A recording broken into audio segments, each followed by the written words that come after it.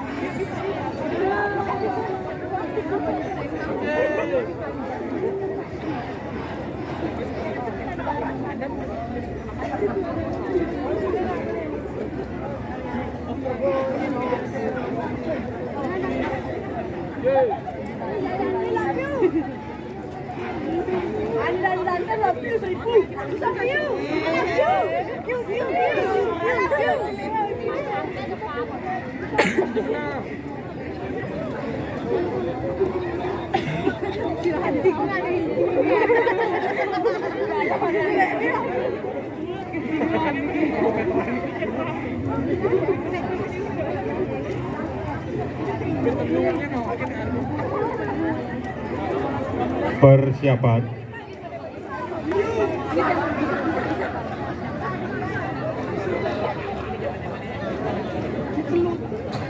Lima, 4, 3, 2, 1, ya.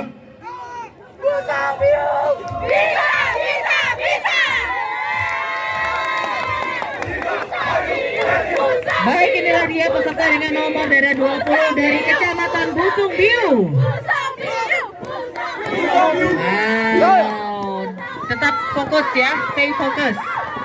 Iya, konsentrasi. Baik, itulah tadi ke-20 peserta gerak jalan 45 km Dewasa Putra sudah dilepas. Tanpa terasa tersisa 11 regu lagi yang masih